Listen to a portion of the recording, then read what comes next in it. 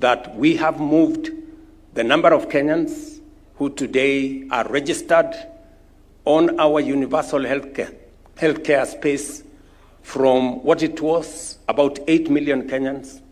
Today we have 22.5 million Kenyans who are in that space. And the good news is that every day, I mean every single day, approximately 50,000 Kenyans register voluntarily on our universal healthcare portal. And the future is going to ensure that no Kenyan is left behind on such an important subject as the health of the citizens of our country. And it hasn't happened because of one person or a few people.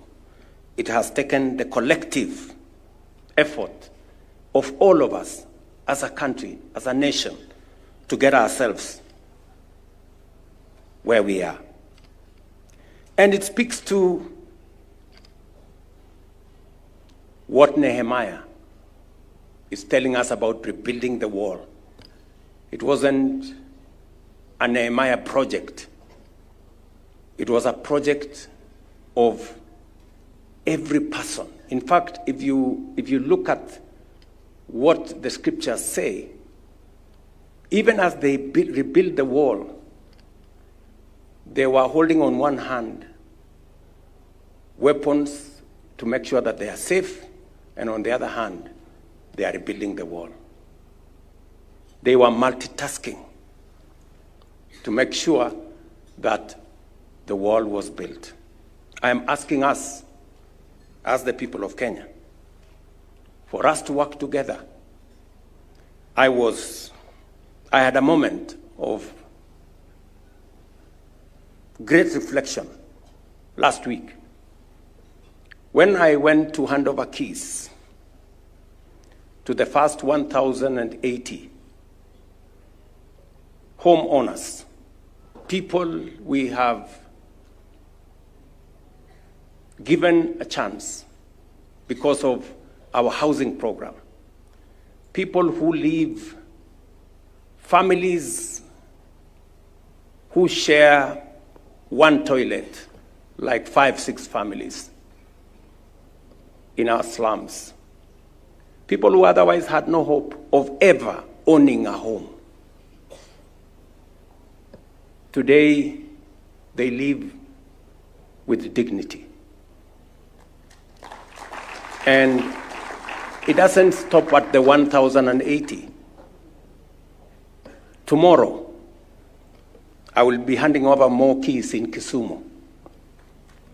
On Friday, I will be handing more keys in Homa Bay. The week after, I will be handing over more keys in Machakos. And that process is on. We have 150,000 housing units under construction. And it is my belief that we will have more homeowners. We will give dignity to many more Kenyans. And I must say, this has not happened because of a few people. Patriotic Kenyans, Kenyans from all walks of life, have made a contribution. The people who are making their contribution to the housing fund, the engineers, the masons, the carpenters, the electricians, and everybody in between have made their contribution as we rebuild our nation and lift people from a place of indignity and put them at a place where we can all be brothers. I must thank members of parliament also and county governors. We've worked with them, identifying places where we can do markets, worked with the universities and colleges to identify places where we can do hostels, so that again we can give dignity to our business people and our children in our universities and colleges. We will continue to do this together, and we must be careful to thank God for the blessing of a great country that we have and the strides that we are making together as a people. And even as we rebuild relationships amongst ourselves, with our sons and daughters, with our children, with neighbors, with our neighboring countries, and all round, we must be careful always to thank God for what God has done to us and for us as a nation.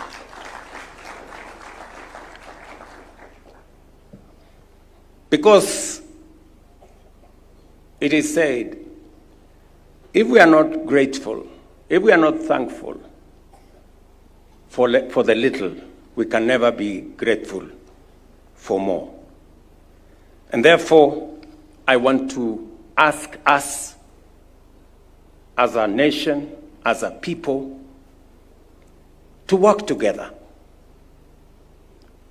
to do less of finding fault and to do more of building bridges that can make us even a greater nation. I stand here to tell you that I am confident about the future of Kenya. And I have no doubt in my mind that Kenya is truly a blessed nation. And the future of our country, no matter what happens, is going to be greater than our past. And so, ladies and gentlemen, friends, our neighbors from Tanzania, if we have wronged you in any way, forgive us. Our friends from Uganda, if there is anything that Kenyans have done that's not right, we want to apologize if there is anything. To our children, if there is any misstep, we apologize. To our neighbors, if there is any misstep that we have done, you know, we want to build the relationship that will make our country great and will take us forward. And to each and every one of us, you know, I know today God in his own way has made it possible for us to build the bridges between our political parties. We now have a broad-based government that brings us more people, more citizens, more into one ecosystem that we can plan together, we can work together for the greater good of our nation. And I want to remind you, great people of my country, the words of Psalms 133, verses 1, 2, and 3.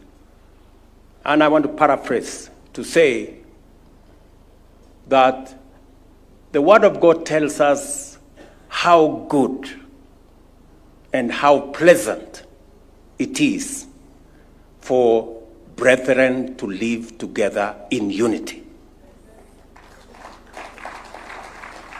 It is in God's perfect will and plan for us to live together in unity across political divides, across our communities, across our religious divides. we live together in unity. Because there is a reason. Verse 3 says, where there is unity, God commands a blessing. There is a dividend for unity. And that dividend is God's blessing. And so, friends, as I speak to the future of this great nation, I will paraphrase the words in Daniel 11:32 that say, for those who know their God, they will be strong and they will do great exploits. Because as a nation we know our God, the God we believe in, this nation is going to be strong and we are going to do great exploits. Thank you very much. God bless you. God bless our country.